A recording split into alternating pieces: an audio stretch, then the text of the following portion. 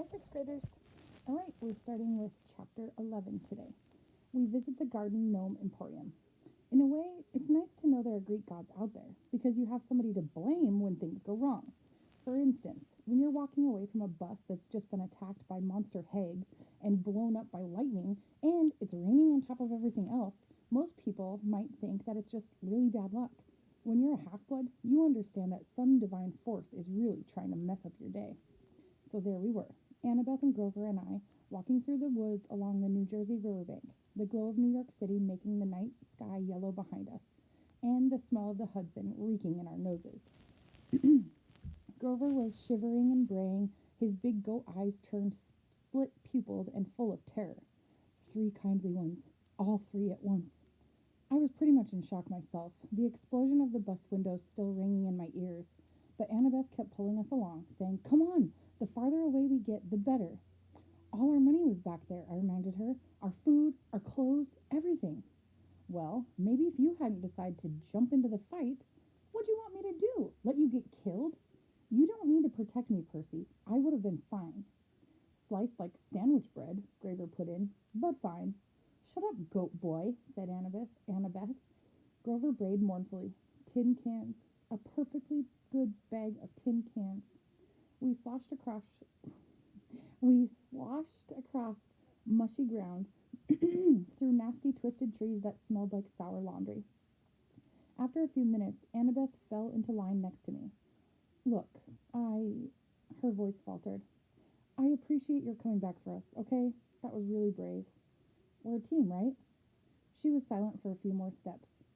"It's just that if you died, aside from the fact that it would really suck for you, it would mean the quest was over. This may be my only chance to see the real world." The thunderstorm had finally let up. The city glow faded behind us, leaving us in almost total darkness. I couldn't see anything of Annabeth except a glint of her blonde hair. "You haven't left Camp Half-Blood since you were 7?" I asked her. "No, only short field trips. My dad—" "The history professor?" "Yeah, it didn't work out me living at home. I mean, Camp Half-Blood is my home." She was rushing her words out now, as if she were afraid to tell somebody, then they might try to stop her.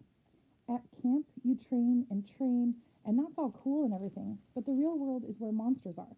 That's where you learn whether you're any good or not." If I didn't know better, I could have sworn I heard doubt in her voice. "You're pretty good with a knife," I said. "You think so?" "Anybody who can piggyback ride a Fury is okay by me." I couldn't really see, but I thought she might have smiled. "You know," she said, "maybe I should tell you. Something funny back on the bus."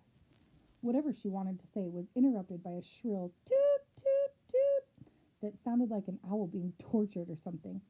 "Hey, my reed pipes still work," Grover cried. "If I could just remember a Find Path song, we could get out of these woods." He puffed out a few notes, but the tune still sounded suspiciously like Hilary Duff. Instead of finding a path, I immediately slammed into a tree and got a nice-sized knot on the top of my head. Add to the list of superpowers I did not have, infrared vision.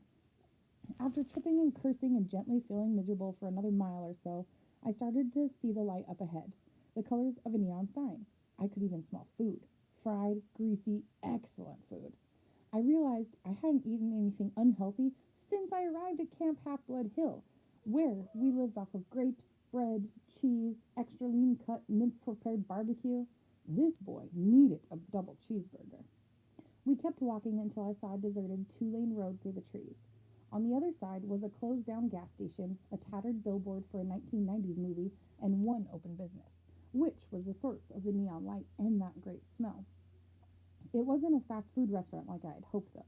It was one of those weird roadside curio shops that sell lawn flamingos and wooden Indians and cement grizzly bears and, stuff like that.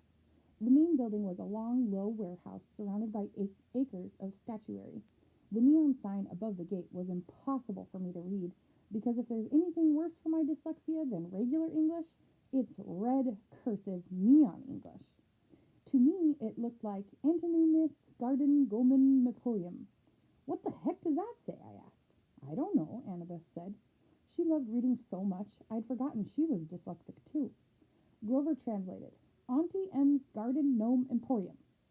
Flanking the entrance as advertised, we were 2 cement garden gnomes. ugly, bearded little ones, smiling and waving as if they were about to get their picture taken. I crossed the street, following the smell of hamburgers. Hey, Grover warned. The lights are on inside, Annabeth said. Maybe it's open. Snack bar, I said wistfully. Snack bar, she agreed.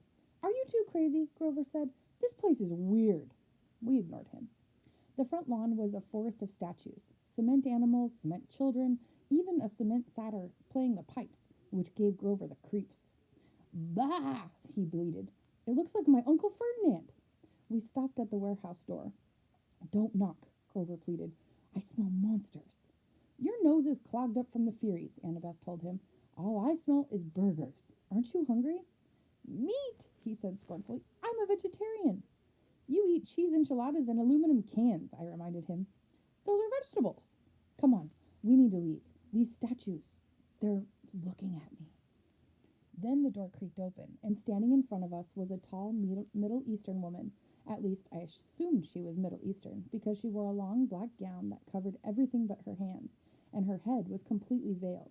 Her eyes glinted behind a curtain of black gauze, but that was about all I could make out. Her coffee-colored hands looked old, but well-manicured and elegant, so I imagined she was a grandmother who had once been a very beautiful lady. Her accent sounded vaguely Middle Eastern, too. She said, Children, is it too late to be out all alone? Where are your parents? They're, Annabeth started to say. We're orphans, I said. Orphans, the woman said. The words sounded alien in her mouth. But my dears, surely not. We got separated from our caravan, I said. Our circus caravan. The ringmaster told us to meet him at the gas station if we got lost, but he may have forgotten, or maybe he meant a different gas station. Anyway, we're lost. Is that food I smell? Oh, my dear, said the woman, you must come in. Poor children. I am Auntie M. Go straight through the back of the warehouse, please. There is a dining area. We thanked her and went inside. Annabeth muttered to me, Circus caravan? I always have a strategy, right? Your head is full of kelp. The warehouse was filled with more statues, people in all different poses, wearing all different outfits, with different expressions on their faces. I was thinking you'd have to have a pretty huge garden to fit even one of these statues, because they were all life-size. But mostly, I was thinking about food. Go ahead, call me an idiot for walking into a strange lady's shop like that, just because I was hungry, but I do impulsive stuff sometimes. Plus, you've never smelled Auntie M's burgers. The aroma was like laughing gas in the dentist's chair.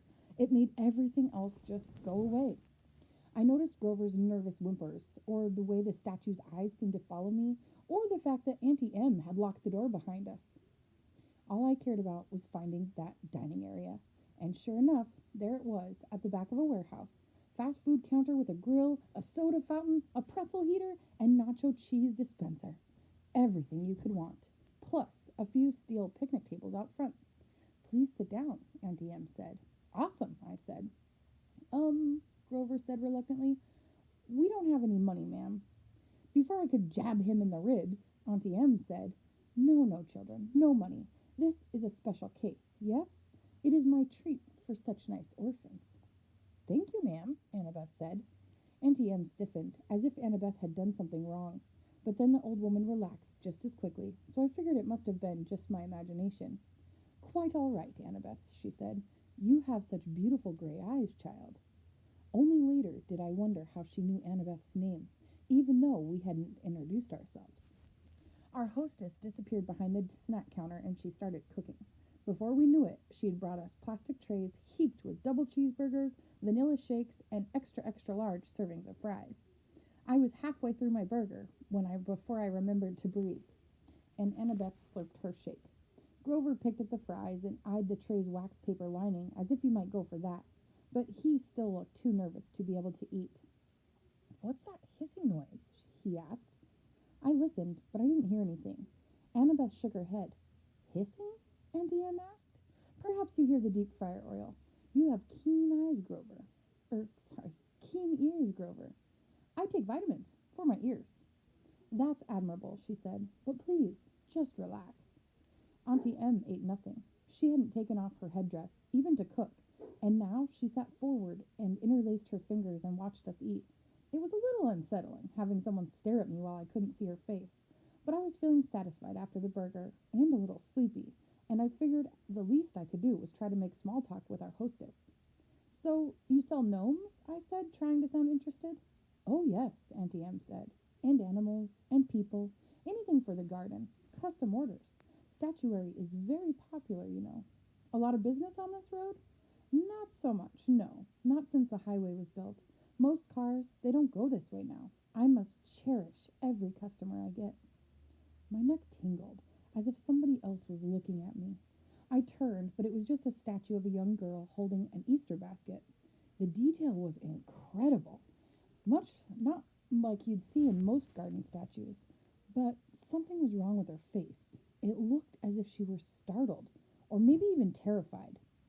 Ah, Auntie Em said sadly, you notice some of my creations do not turn out so well. They are marred, they do not sell. The face is the hardest to get right. Always the face. You make these statues yourself? I asked. Oh, yes. Once upon a time, I had two sisters to help me in the business, but they have passed on, and Auntie Em is all alone. I only have my statues. This is why I make them, you see. They are my company. The sadness in her voice sounded so deep and so real that I couldn't help but feel sorry for her. Annabeth had stopped eating.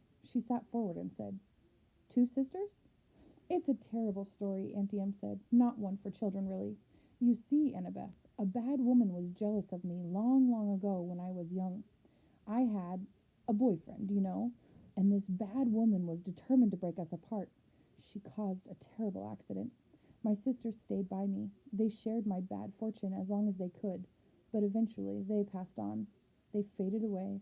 I alone have survived, but at a price. Such a price.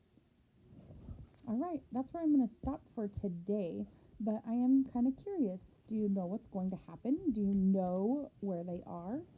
Um, it's kind of where we were leaving off in one of our Greek stories, I think, if I remember right. It feels so long ago now.